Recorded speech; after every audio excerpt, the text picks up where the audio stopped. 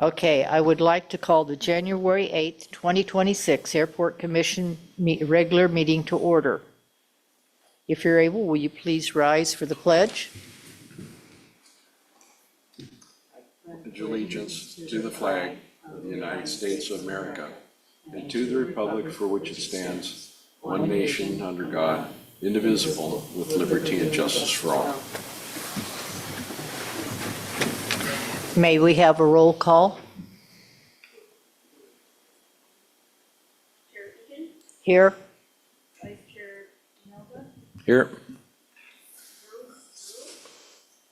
sorry, okay, I'll learn it.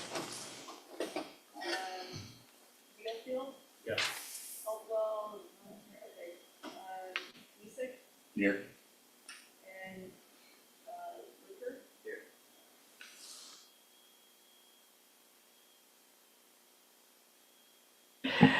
Next, we have before us the election of chair and vice chair. I will take nominations from the body, and there is no second required for nominations. If there is only one nominee, the body has no objections. The nominee, that person will become chair. I nominate Glenda Feakin as chair. Request anonymous consent. Not anonymous, whatever. Go ahead. Okay, so no, there are no other nominations for chair. Glenda Feakin has been nominated for the position of chair. There's no other nominations. Any objections? Okay. No objections as stated. You got me back. I don't think that was part of the script. Okay, we now have election for vice chair. I will take nominations from the body, and if there's no second is required for the nomination, if there's only one nominee and the body has no objections to the nominee, this person will become vice chair. Recommend Paul Menigga for vice chair. Well, seeing no other nominations, Paul, you're back. Yeah, that's right. Like in the Soviet Union, secret ballot, you raise your foot. Right? Is there a motion to approve the agenda as presented? Second. Okay. Is there any revisions to the agenda? If there's no objections to approving the agenda as presented, hearing none, the agenda is approved. Public comments, we have none. May I? Chair Feakin, Ye- you do have a scheduled public comment. It did not make the agenda. HDL it's HDL, right? Yeah. Is on Zoom to give a presentation. Okay.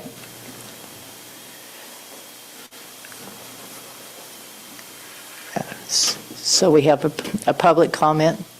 Hi there. Yes, good evening, Commission. This is Eric Jort with HDL Engineering Consultants, and I'm happy to be back here, and Happy New Year to everyone. First of all, thanks for having me, and the purpose of my attendance at tonight's commission is to follow up on the airport and runway rehabilitation project that will be taking place this summer. For some of you of the commission, you might recall that I was here at one of these commission meetings a few months ago, introduced the project a little bit, and then had promised to come back after a few months to continue providing the commission with updates on this very important project for the airport, and to continue answering any questions that might arise as we get closer to this summer. As I mentioned, some of the goals I have for this commission meeting tonight is just to continue to keep you guys comprised of what we're doing behind the scenes as we get closer to the construction that's going to take place this summer. And then I also want to bring up some things that were discussed at the last commission meeting that I presented. There were a couple of questions about operations at the airport and how the airport was planning to just accommodate air carriers. One thing I'd like to do is share my screen so I can give you guys just a quick overview again of some of the things that will be taking place as part of this construction project. So if you give me just a second here, I will share my screen.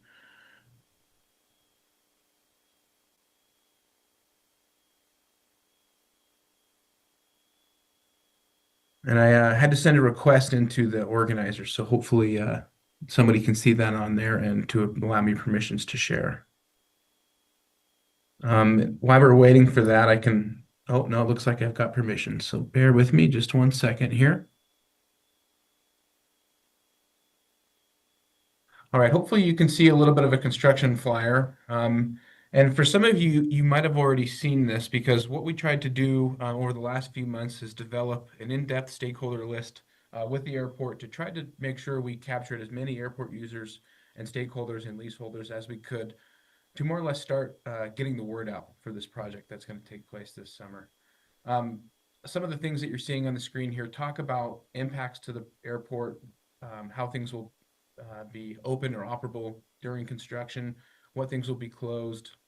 But more importantly, one thing I'd really like to point out here to the commission is that we will be keeping a project website up to date and current throughout the entire season so that if at any time the commission or any airport user is curious about what's happening or where we're headed regarding schedule or impacts, that information will be readily available on this website. There's a QR code, and again, there's actually printouts of these at the airport's manager's office. So if you didn't receive this email and you wanted a hard copy to pass along, they are available there. But I'm going to scroll down just a little bit again to give everybody just a quick recap on the work that's happening. And I think the biggest takeaway here for the airport and the commission is that we will be shutting down the primary runway. And this is due to the failing pavement and the outdated lighting system that currently exists. This design has been ongoing for the last couple of years, but the construction season is finally upon us. We have a contractor on board and their team. They were just awarded the contract last fall, and they have just started putting together some of their preliminary documents necessary to start the construction. One thing I can tell everybody that we'll be looking to do here in the next week is starting with the pre-construction meeting or the kickoff meeting with the contractor to talk about the contract documents themselves, discuss their construction schedule, and then talk about the important facets of the airport project. Things like the safety plan, impacts to leaseholders, coordination with the public, and a basic approach to how we plan to tackle all this construction in one season are all things that we're going to be discussing next week. For the commission's sake, though, I know some of the bigger impacts, like I mentioned earlier, was the closure of the primary runway and the use of the parallel taxiway alpha, which is this rectangle in green here. Taxiway alpha will be used as the temporary runway. Current length right now is just over 6,000 feet and 75 feet wide. Taxiway alpha will be marked with temporary runway markings. It'll have temporary runway lighting. But as of right now, we are only in VFR operations. This was something that I did bring up at the last commission meeting when I presented to everyone. And one of the questions that was brought up was the discussion or the request for temporary instrument flight procedures into the temporary runway. That is something that we have been working on behind the scenes since we did meet last. I've been working with the city to entertain some possible ideas to create and develop temporary IFPs, but it is still something that is being discussed and looked at by the city. Some of the things that I wanted to bring up to the commission that I might have forgotten to add or discuss the last time I was here was just some of the history that was brought up or discovered during the design of this project. One of the biggest challenges that I'm being faced with right now is in regards to the FAA's take on the construction, safety, and phasing plan that's tied to this project. One of the conditions that they gave us as part of approving the safety plan was that they wanted to keep the temporary runway as VFR conditions only. But I understand that this is a challenge considering the airport has air carriers and scheduled passenger flights that come in and out of the airport. So again, this is something the city is trying to look at from multiple perspectives and multiple angles, and it is something that we are trying to consider and, if move forward, implement before we start construction this summer. Right now, though, I don't have a determination from the city. We don't have an answer yet to quite give the commission, but my hope is between now and next February, we'll have some better answers for everyone. And in addition to that, I am planning to bring myself along with part of my construction administration team to the commission in person so that we can extend our presentation maybe a little bit further beyond just a 5 or 10-minute presentation. I'd like to be able to just make myself available to the commission or other user group members after the meeting to help answer specific questions or go over any concerns that the commission might have about this project, as well as introduce you to some of the team that will be pretty much living down there from April till October. Between now and then, we'll still be working with the contractor again to go over material submittals, schedule impacts to the airport, and just developing our work plan to make sure that we can mitigate impacts to the airport as great as possible. With that, though, I know I kind of went through a lot and I kind of rambled on a little bit, but I thought I maybe would just pause for a second and see if I can take any questions from the commission.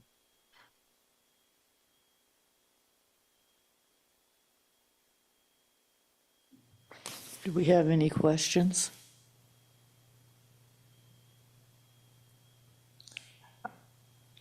I don't believe we do at this time. Thank you. Thank you very much. And I believe Mary's here as well. And so, Mary, I don't know if you had anything else you'd like to add or if you'd like me to touch on anything else, but I'm happy to do so.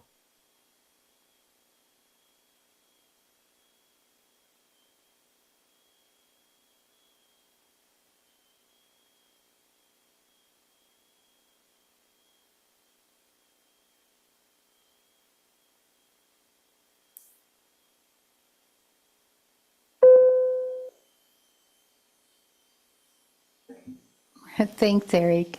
I think we'll wait till you've gone through your presentation.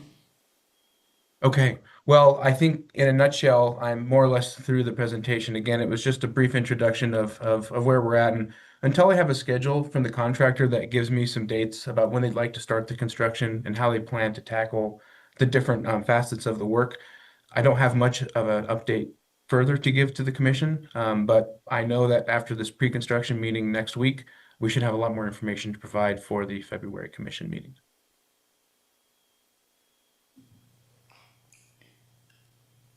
Thank you for the update and keeping us in the loop.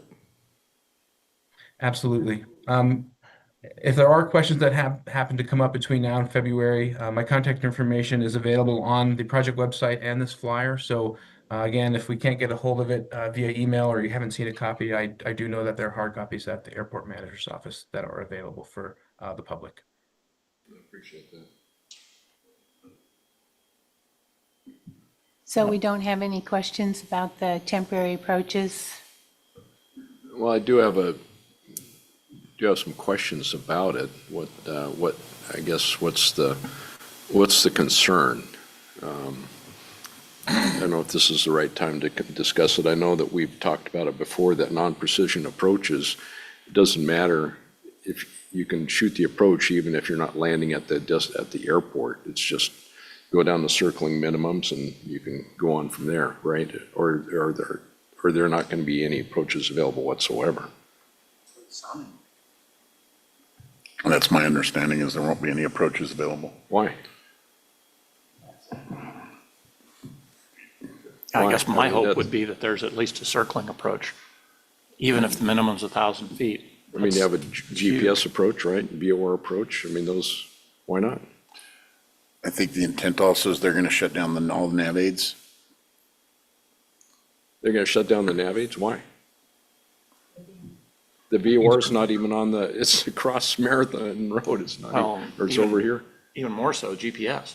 Yeah, That's, and we don't even have to use WAP. yeah. Just a GPS with circling minimums would get us down to, I believe, 560 is the number. Yeah.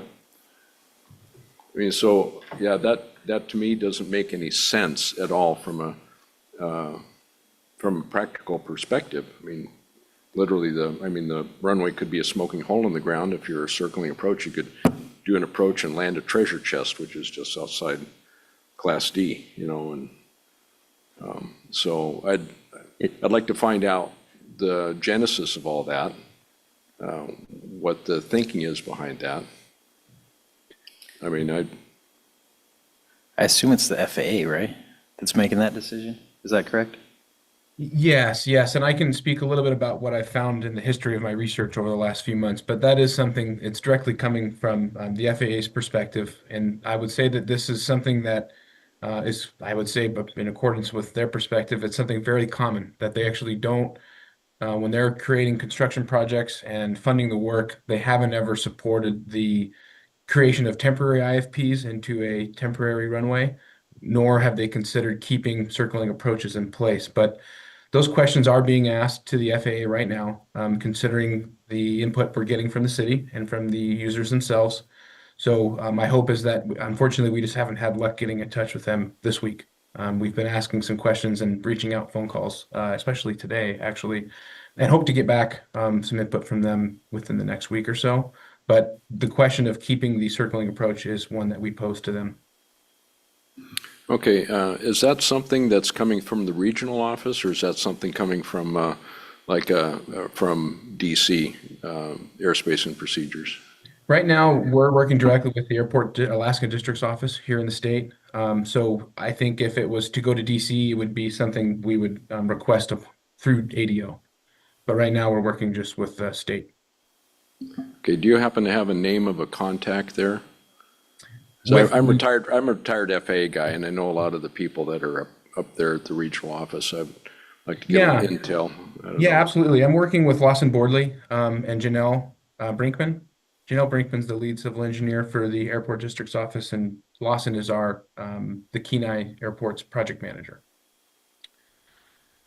Lawson was the one that reviewed the construction safety and phasing plan, and his team are the ones that provided the recommendation for the VFR conditions. Yeah, that to me doesn't make any sense whatsoever from a pilot perspective.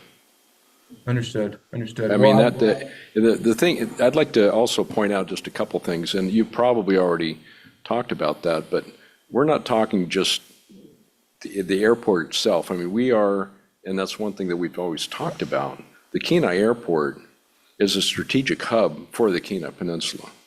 We've already demonstrated that during natural disasters. We're the only place anybody could land and do any type of cargo operations or anything, medevac, you name it, is here.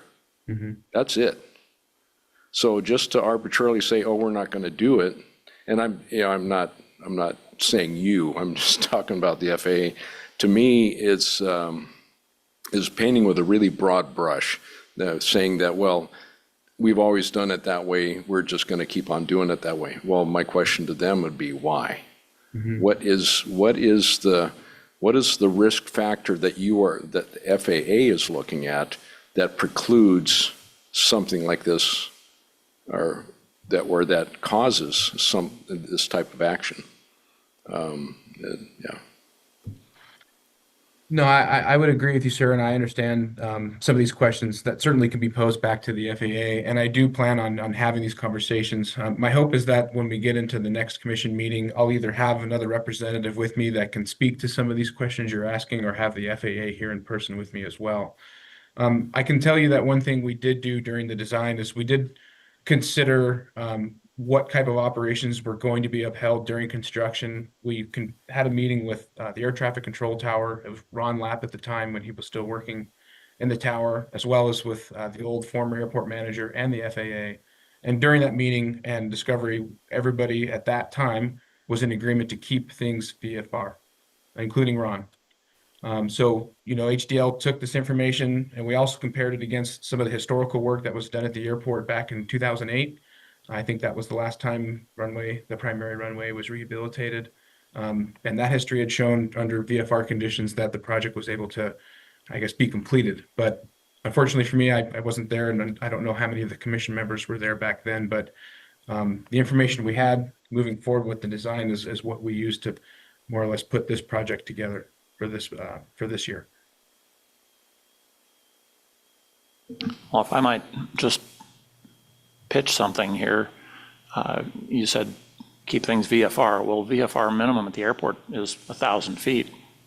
If we can do a GPS approach to 1,000 feet, that would just be huge for us.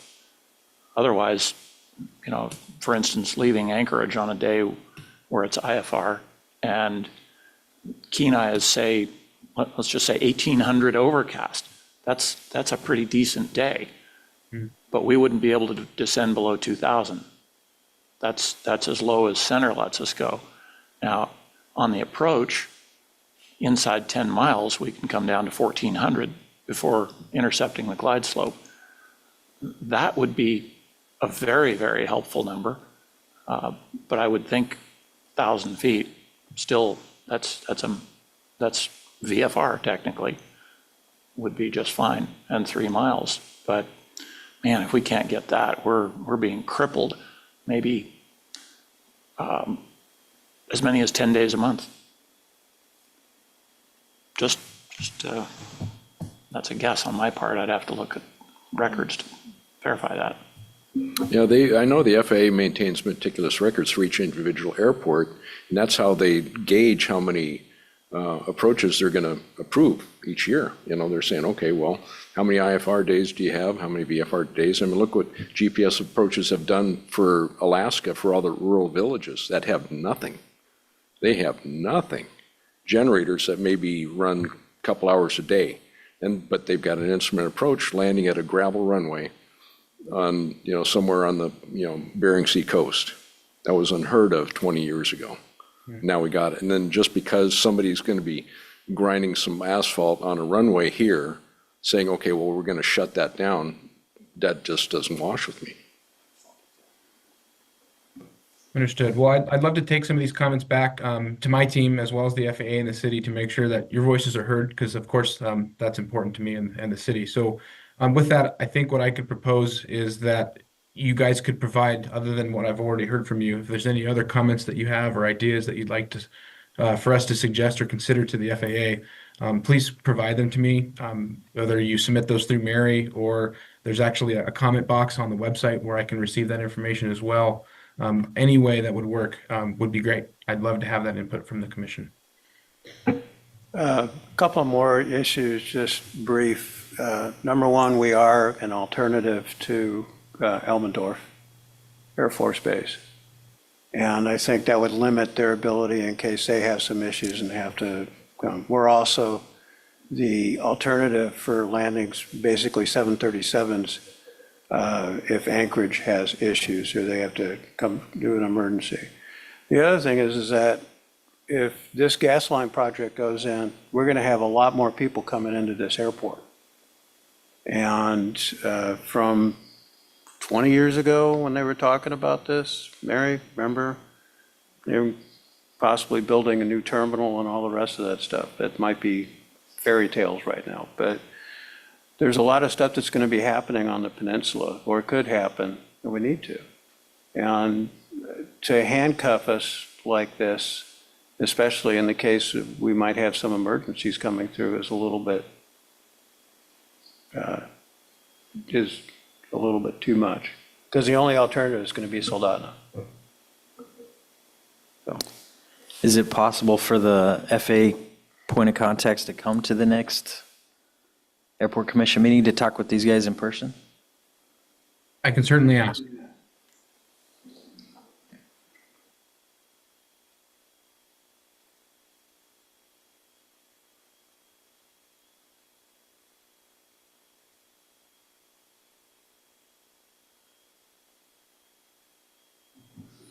I'm sorry, can you say the names of the FAA contacts one more time? You said Austin.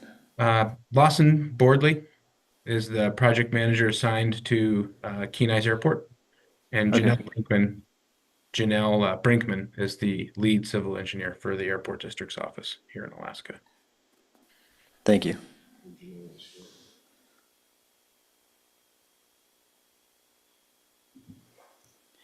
Any other comments or questions?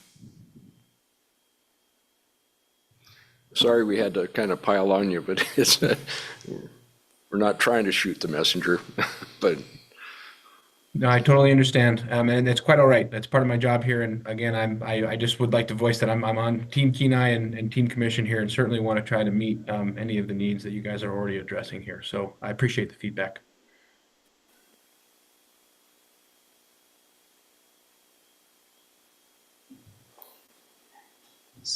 So anything else? I think you've got our comments for this evening. Okay, well, thank you guys very much for your time, and I look forward to meeting with you guys next month. Thank you for the presentation.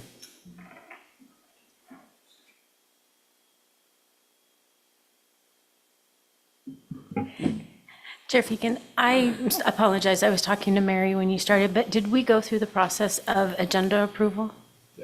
You did? Okay, thank you.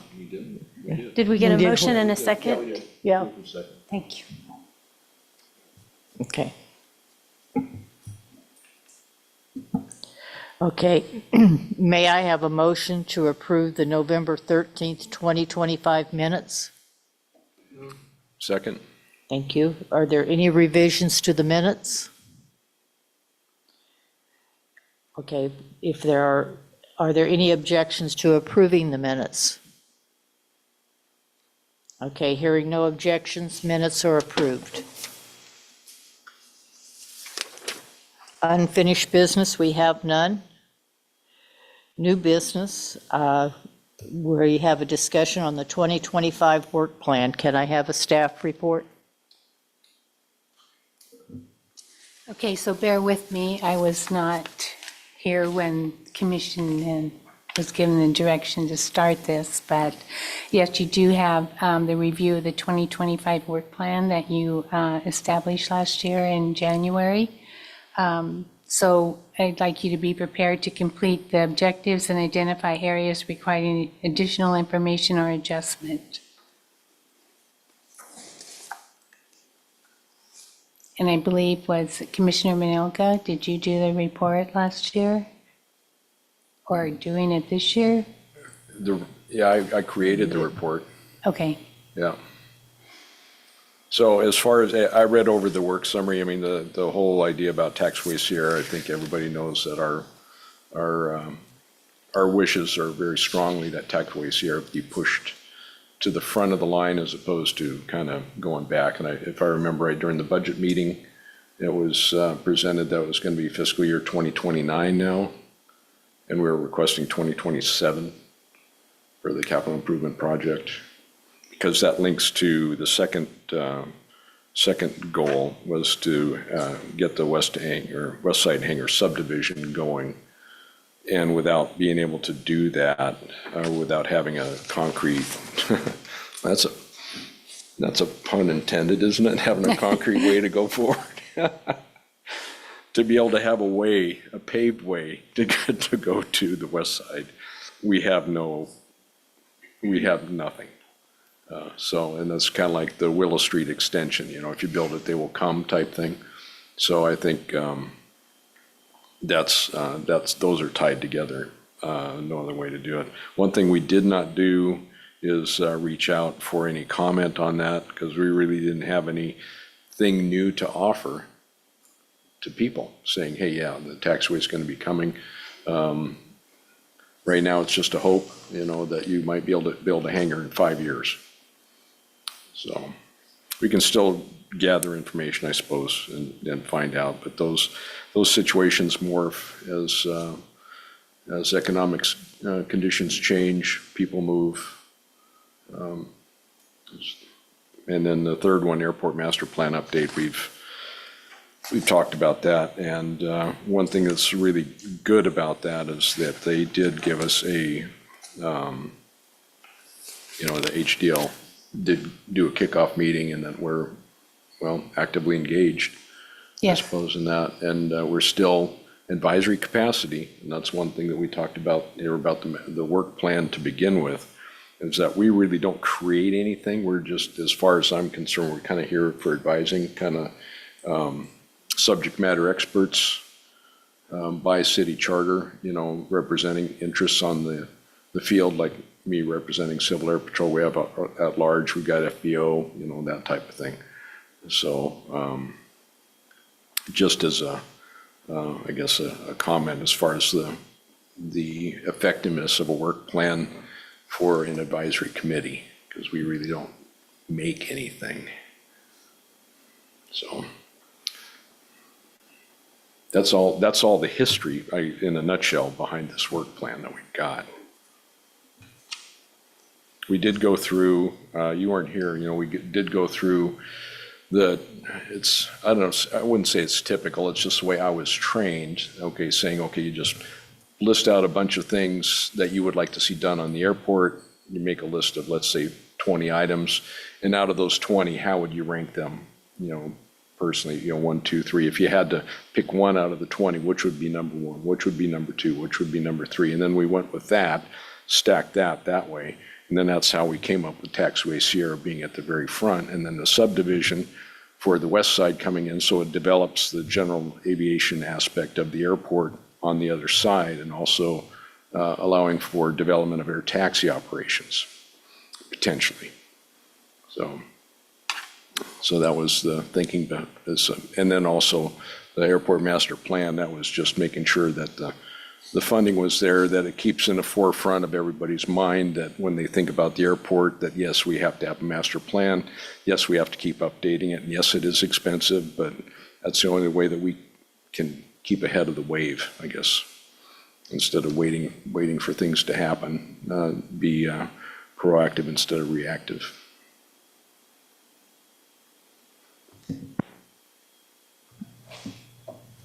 Okay, is there any other commissioners' comments?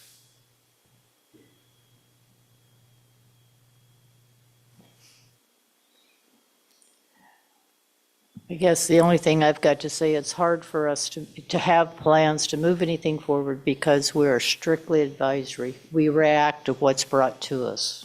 We don't initiate, and we have no power. So it's very difficult for us to have goals and move them forward. So, any other comment from Mary or,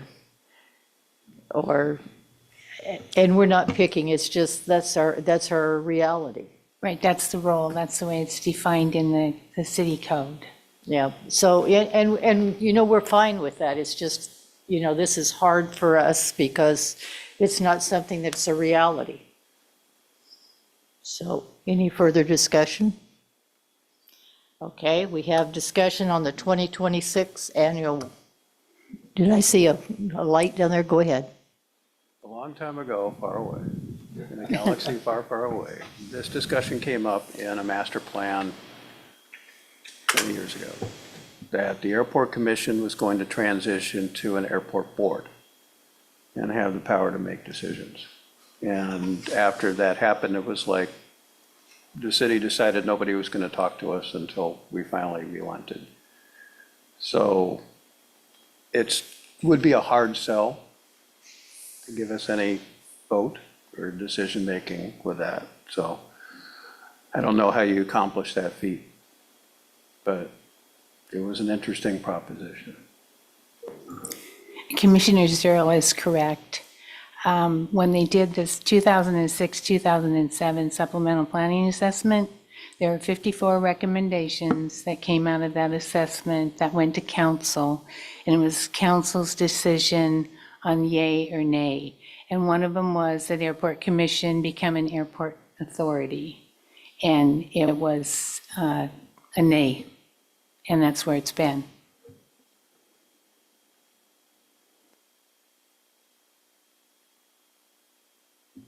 And I can't see that changing. That's just the reality of our world. So if we don't have any further discussion, let's discuss the 2026 annual work plan and goals. So a staff report, Mary, are you ready? Yes,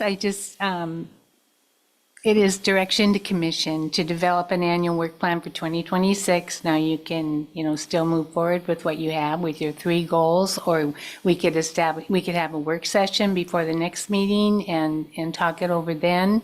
It's basically what you would like to do. I would move that we simply forward 25 goals into 26 and call it good. And the goals in 25 are included in the master plan and will be, talked about in our discussions.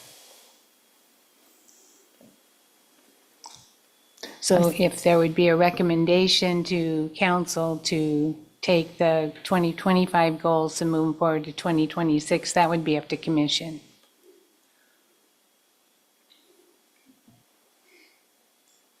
Any thoughts? I'm thinking that's pretty much where we are, but anybody else?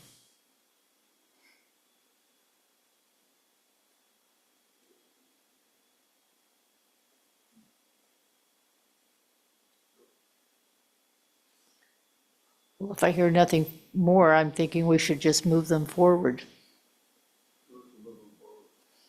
Okay. Do we need a second? Second. Okay. So we're are asking to move the goals forward. Thank you. Okay. Can we have a report from our airport manager?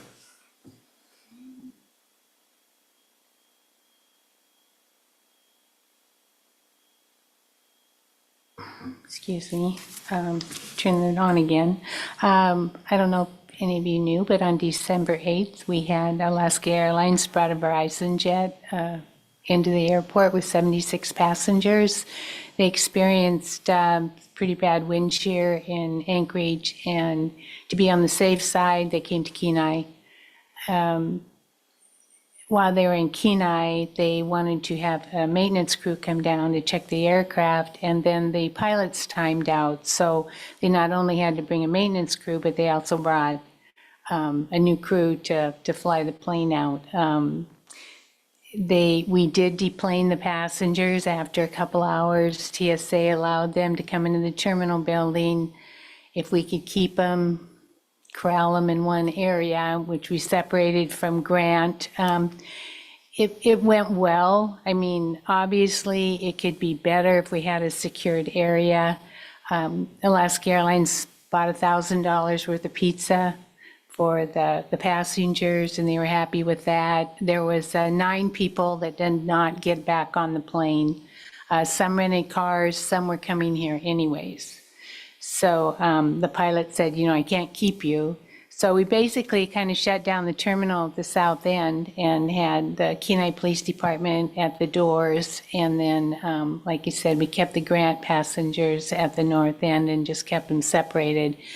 Still, TSA and the airlines in this type of situation do not have a very good solution to, here we had 5 hours of 76 people, in the terminal building. And it's unfortunate, it's not the most comfortable situation, but it worked out. Everybody was happy, and TSA told them as long as they got out of here by 5 o'clock, they would be good to go, going back to an unsecured area in Anchorage, which they did. They left about 20 minutes to 5. It took that long, but kind of excitement. We've been doing lease lot inspections. The admin assistant, the fire marshal, and city planners have been going with us. Those have been going really well, no surprises. We finally have been getting Julie and I's TSA credentials up to date and getting those manuals updated and in the system. And the different aircraft that are now coming into Kenai, we're also doing it to the airport certification manual. I did have an interesting call from, and I wanted to run it by you, I had an interesting call from the tower that the C-17s would like to do light-out ops at Kenai. It's my understanding they've already been doing that. Is anybody aware of that?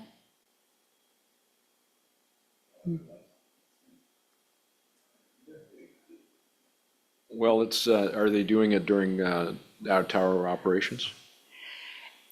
The current tower manager that I talked to said it's right before they close. But they want an agreement with the tower to be able to do this, and I thought that was interesting, not with the airport, but with the tower. Well, it is kind of a separation issue, really.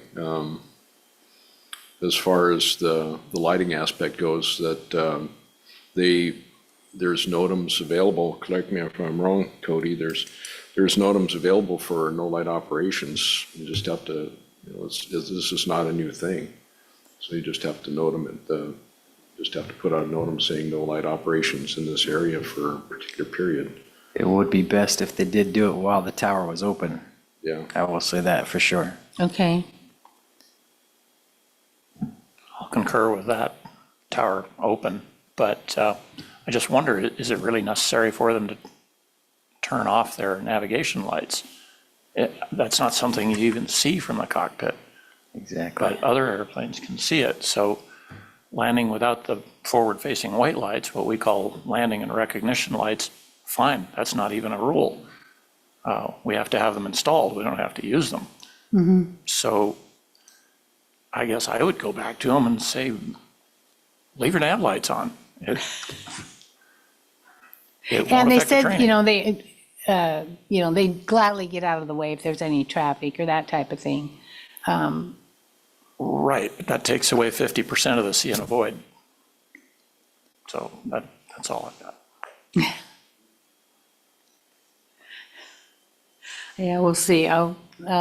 Maybe the tower will come and speak to you. And also Jack Penning with Volair Air Consulting, who did the leakage study for the airport. He will be at the next council meeting, which is January 21st. He'll be giving a 20-minute presentation on the small air service development grant.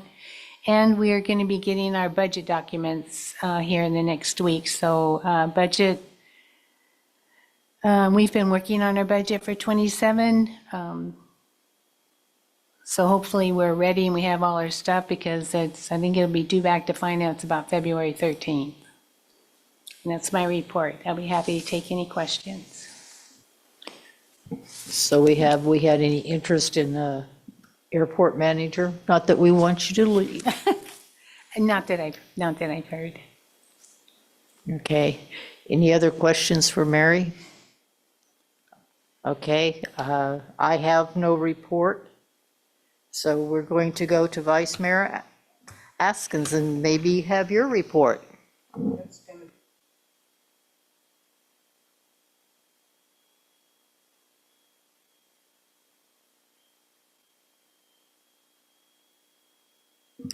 Kenai Community Library.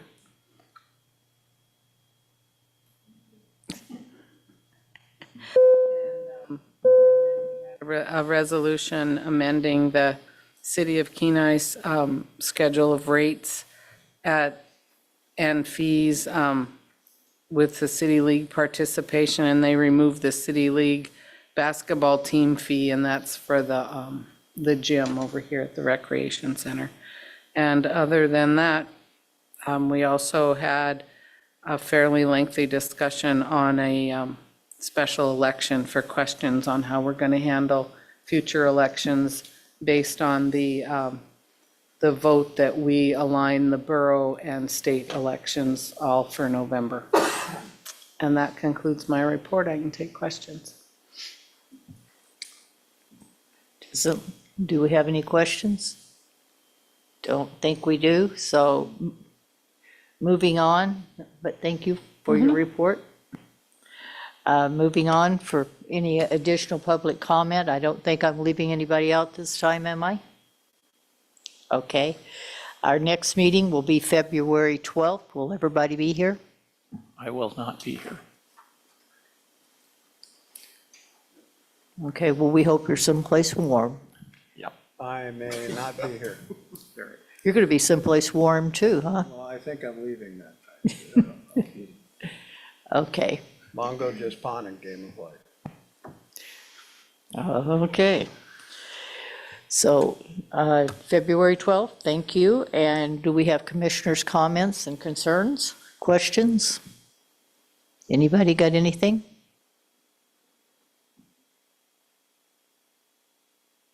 Well, just real quick, any update on your replacement? Have a happy new year, everybody. Okay, anybody got anything else? If not, we're adjourned. Hey, Joe. Jim. I texted you the link to the readout recorder link. It's part 2 of the series, but it'll get you to where you need to go.